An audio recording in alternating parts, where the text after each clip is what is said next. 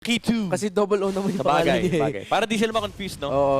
Buti nahinto ni Chan. Uy, pero ay grabe! Brusco nahuli ka agad. Lumabas sa lane si Monsters. Pero na... Pero kakaiba. Yung pinapakitang control dito Grabe. ng Influence Rage. Muntikan pa si King Kong. Buti na lang. May revitalize din si Kirk. Nakakap dito si Monsters pero nakatago kasi sa damuhan. Nakakapag-dash out pa si King Rhythm Blade Surge. Enough ba yung damage? Hindi ata. Kulang. And si Pakito ay tutumba na naman. Hindi pala na naman. Kulang hinto talaga yung pag-agro dito ng Influence Rage. Papasok dito si Brusco na nakap naman yung Farsa. Si Chan sinusubukan niya makatakas pero wala na siyang wings by wings. At nakabawi ka agad ang Onyx PH. Okay, 1-for-1 exchange. Pursuing the Suyo. Oo. And sa may middle lane, nagkakalaban na dito. Kick! Mula kay Brusco, nahuli nila dito yung Farsa as well. Tira. As Monsters on the Hilda, pero nakahanap naman sila ng bawi dito. Si Kirk tumumba rin naman. Pero si Jotun, di siya nagpapapigil. Nakuha niya yung Orange Camp ng mga aggressive movements ng Onyx Philippines. Pero grabe pa, palo-palo. Literal pinalo. Si Brusco and the Cho gets shut down. Grabe, Super Prince. Binigyan, tapos diversion kagad uuwi. Pabalik sa mapa. Sa kanilang base dito, si Super Prince.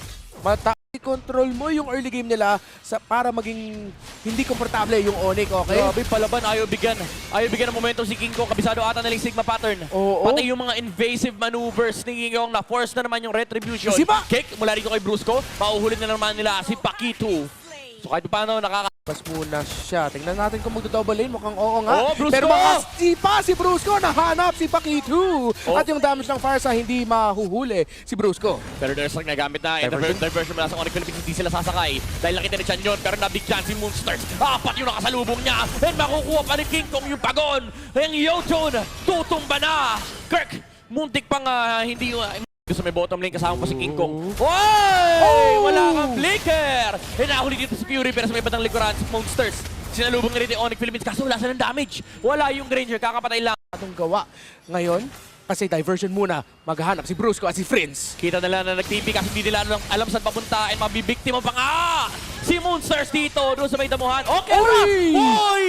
Oy! Okay. Oy! Oy! Okay lang, 2v1, 2v1. Okay. 2v1. Okay. Bihira ang makakasolo kill kay Kelra. And in fairness, Uy! 2v1 yun. Nagkape. Nag-flicker. Nagkape. Okay lang yun. Okay. Sa totoo lang, Dahil sabi nila, kulang na lang tayo sa damage pero nandito si Jotun sa susubukan niya gumamit ng ultimate. Yung kalit pero si Brusco pa rin nakapag-last hit pero na-first doon si King Kong. Pero yung Joy nasa likod, nahanap si Kelra at walang takas na ata. Ginamit yung AOG, naiwasan pero nung nakapatagsipa pa rin ni Brusco at si Super Friends! Diversion sa likod para sa Monster Mage! sobra! Pins. Kaya na.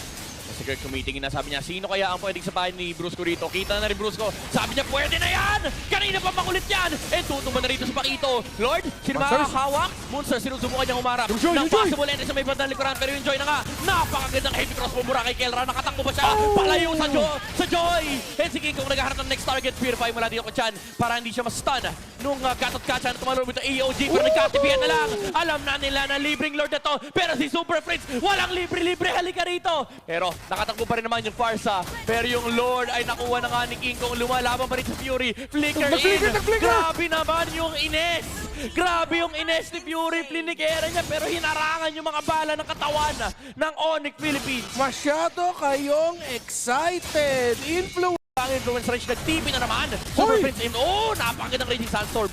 Mula rito kay Pakito. Pero sapat ba? Sa may bandang likuran, na-kick! Nasipa yung Joy sa ilalim ng torre. Tutumba na ata si Yotun. And the Joy gets shut down. King Kong with another blade surge onto the front line. Tutumba siya ng mga bala ng Granger. Pero ito na ang Super Family. Tumative na sa Tier 1 Tower ng Influence Rage. Apat ang nawala dito sa kanilang side. Samantalang si King Kong lang naman ang namatay.